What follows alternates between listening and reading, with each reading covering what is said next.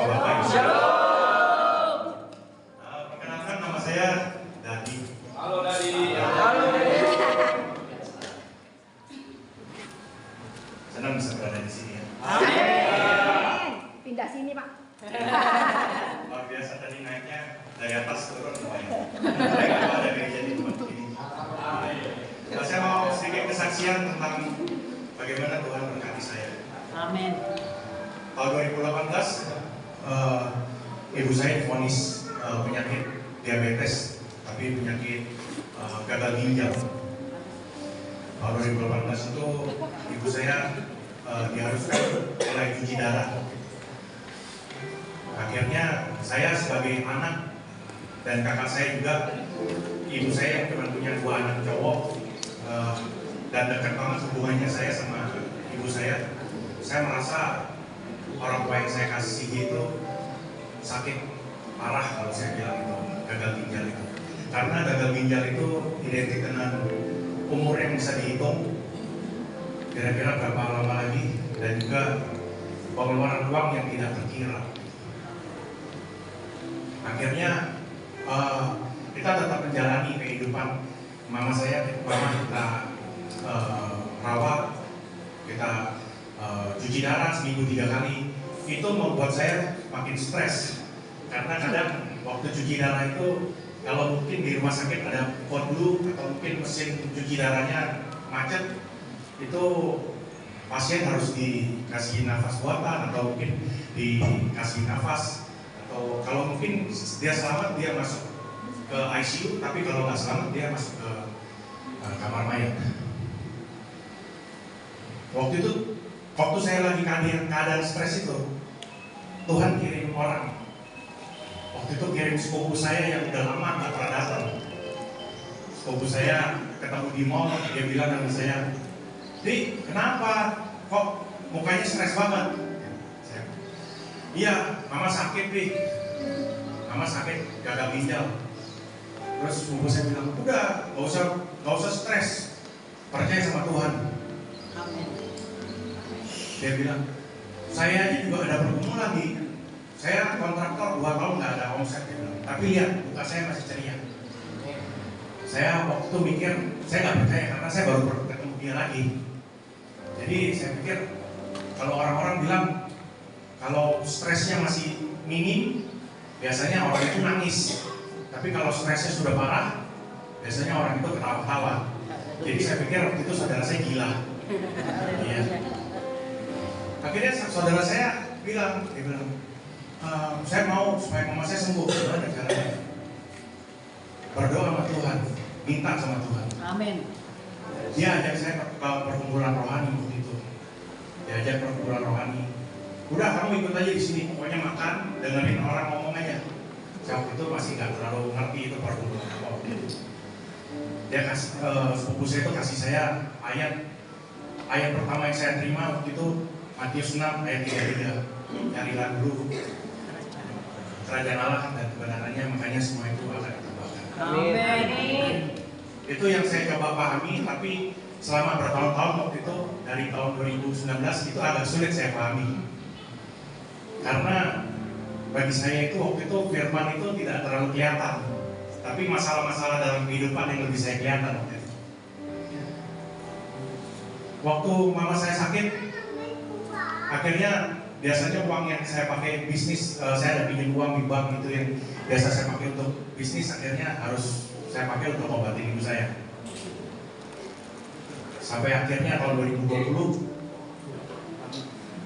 ibu saya tetap sakit, COVID masuk, bisnis makin parah lagi, lebih parah lagi. Di situ saya stresnya lebih parah, saya mengalami depresi, ada bisikan-bisikan ingin bunuh diri. Saya ke psikiater, dokter bilang katanya saya ada anxiety, skizofrenia, bipolar. Saya sampai self harm. Self harm itu mungkin multimedia munculin self harm. Self harm itu seperti itu. Waktu itu saya nyakitin diri saya sendiri. Dan itu dari tahun 2020 awal itu berlangsung sampai tahun 2023 dan itu lumayan lama. Waktu saya stres itu dari tahun 2020 itu hidup saya itu hanya cuma anterin ibu saya berobat ke rumah sakit. Habis itu saya tidur di rumah, makan obat tidur juga. Jadi kalau nggak ada urusan ibu saya ke rumah sakit, saya cuma bisa tidur karena minum obat dari psikiater. Kalau saya nggak minum obat, ini yang terjadi. Awalnya dari cuma satu garis, akhirnya satu hari itu bisa 16 garis. Saya bikin berpisah.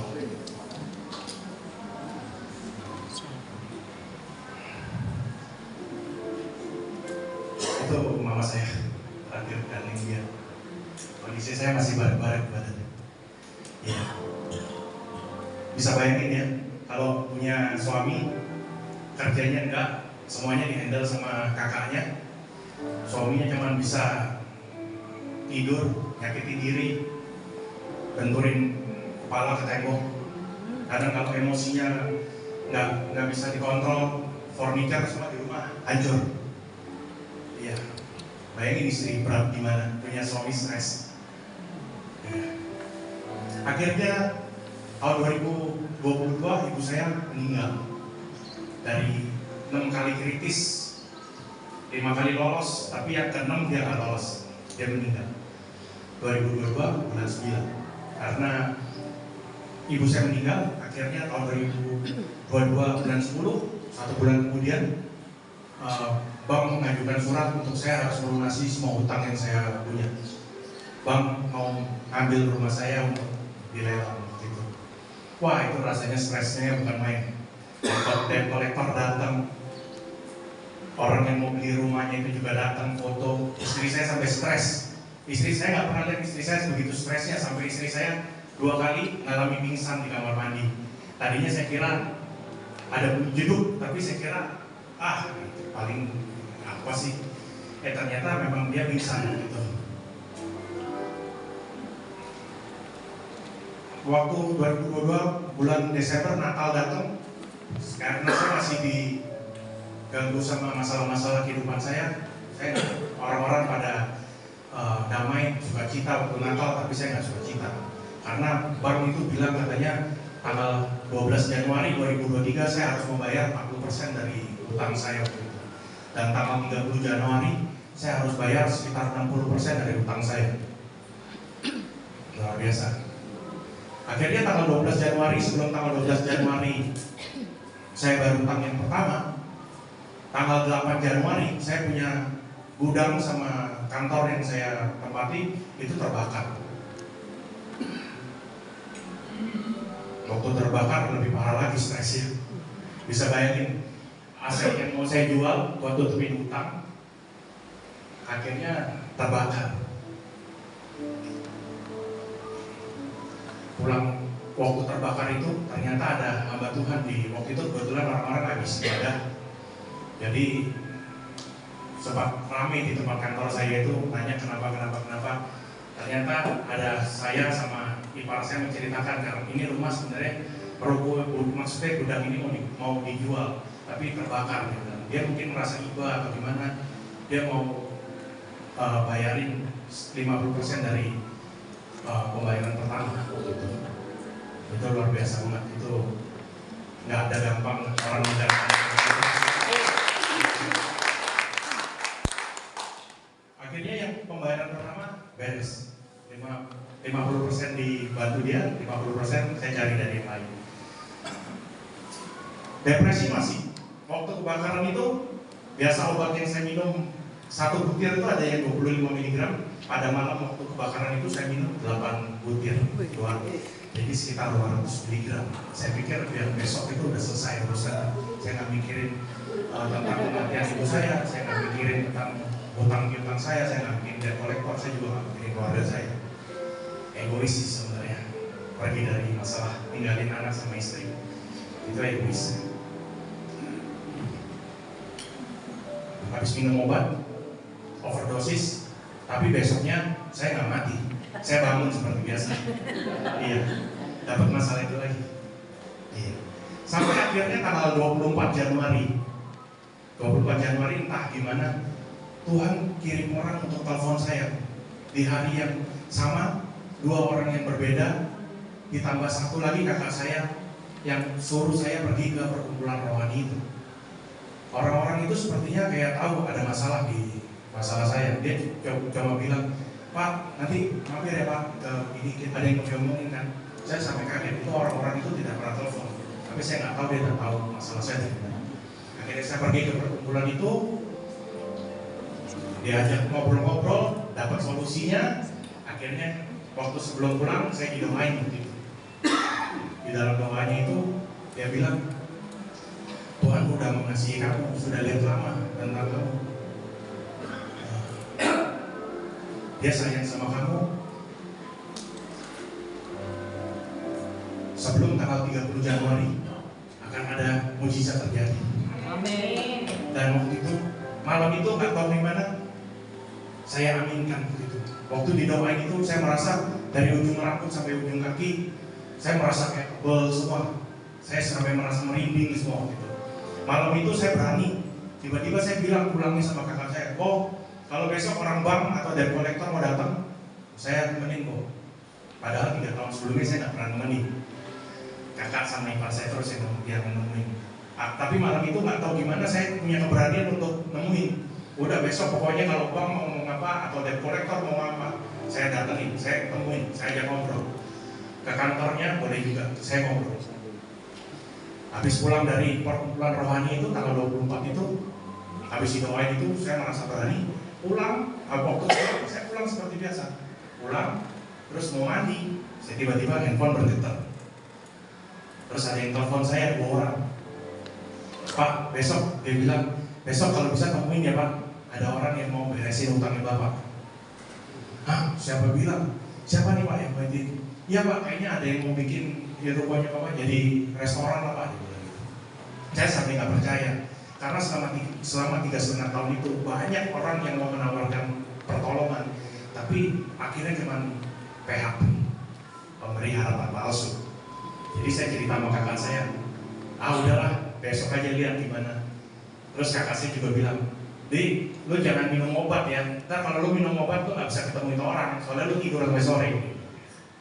Ya, minum obat. Akhirnya besok pagi saya telepon itu orang jam 9. Pak, saya mau ketemu nanti. Oke, dia bilang nanti ketemu jam 1 siang ketemu sama dia tanggal 25. Dari jam 1 siang sampai jam 3 sore sama sekali kita ngobrol, nggak ada ngobrolin masalah aset yang mau saya jual. Waktu itu ruko yang mau saya jual. Nggak ada ngomongin aset, yang ada ngomongin firman. Gimana caranya kita jadi orang yang baik? Gimana caranya supaya doa kita didengar? Gimana caranya supaya kita berkenan di mata Tuhan? Itu aja yang dia ngomongin. Sampai akhirnya jam 3.15 orang itu bilang, kamu punya utang berapa? Saya sebutin, kakak saya juga kasih suratnya dari bank itu. Ya udah, kamu bawa sertifikatnya, bawa. Saya kasih sertifikatnya. Padahal waktu itu saya mikir, wih, sertifikatnya saya kasih dia, padahal saya nggak kenal orangnya. Tapi namanya orang kepepet, saya lupa tuh kayak gitu-gitu. Gitu. Ya udah, akhirnya dia pulang. Dia bilang katanya nanti mau cek notaris segala gini, dia pulang. Nanti dia kabarin. Ya udah, akhirnya saya pulang jam 4. Jam 4 saya pulang. Jam 4 sampai jam 4.30, 4.45, jam 5, jam 5.30, itu lama banget jamnya saya lihat. Akhirnya jam 6:30 kalau nggak salah, kakak saya di WA sama orangnya, dia bilang dia kasih bukti transfer. Akhirnya dia tulis payment dan pembayaran selesai. Tapi dia kirim juga ke saya bukti transfer. Tapi dia tulisnya beda. Tetap kuat dan percaya Tuhan yang kita sembah adalah Tuhan yang hidup, yang mengerti dan mengetahui segala kelemahan kita. Dan dia sungguh mengasihi Anda. Izinkan Tuhan masuk ke dalam hatimu dan keluargamu untuk mengubah hidup dan menyelamatkan hidup. Amin.